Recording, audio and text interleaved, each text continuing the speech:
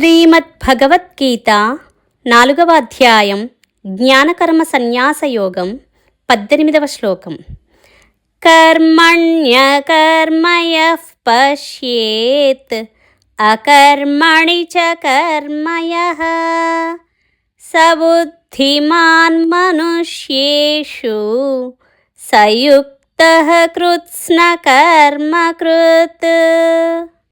ఈ శ్లోకం యొక్క తాత్పర్యం: శ్రీకృష్ణుడు పలికెను, కర్మయందు అకర్మను, అకర్మయందు కర్మను దర్శించువాడు మానవులలో బుద్ధిశాలి, అతడు యోగి, ఇంకా సమస్త కర్మలు చేయువాడు. ఈ శ్లోకం యొక్క వివరణ. ఈ శ్లోకంలోని వాక్యాల అర్థం తీసుకుంటే, బుద్ధిశాలి కర్మలో అకర్మను, అకర్మలో కర్మను చూస్తాడు అని వస్తుంది. ఇటువంటి శ్లోకాలను గ్రంథి శ్లోకాలు అంటారు. అంటే గ్రంథంలో వచ్చే చిక్కుముడి శ్లోకాలన్నమాట. ఆత్మ ఆకాశంలా సర్వవ్యాపకం కాబట్టి కర్మ చేయలేదు. ఆత్మ అకర్త, ఆత్మ కర్మను త్యజించనవసరమూ లేదు. ఆత్మ కర్మే చేయనప్పుడు త్యజించే ప్రసక్తి ఎక్కడా ఉండదు. ఆత్మ ఎప్పటికీ అకర్తే. అలాగే అనాత్మ ఎప్పటికీ కర్త. అనాత్మ స్థాయిలో కర్మను త్యజించలేము కాబట్టి కర్మను స్వీకరించాలి. కర్మ నుంచి పారిపోకూడదు. ఆత్మస్థాయిలో నేను అకర్తను, నేను ఆనంద స్వరూపుడును అని అర్థం చేసుకోవాలి.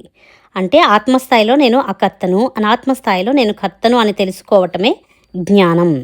ఈ అధ్యాయం పేరు జ్ఞానకర్మ సన్యాసయోగం. అంటే జ్ఞానాన్ని కర్మను సన్యసించమని కాదు అర్థం, జ్ఞానంతో కర్మను సన్యసించమని అర్థం. బుద్ధిశాలి అకర్మలో కర్మను చూస్తాడు. అటువంటి వ్యక్తి మనుషులందరిలోనూ బుద్ధిశాలి. అహంకారానికి బానిస కాడు, అహంకారాన్ని తన అధీనంలో పెట్టుకుంటాడు.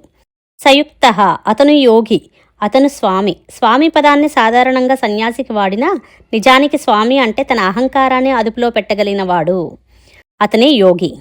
అంటే కృత్స్న కర్మకృత్ అనగా అతడు పరిపూర్ణుడు.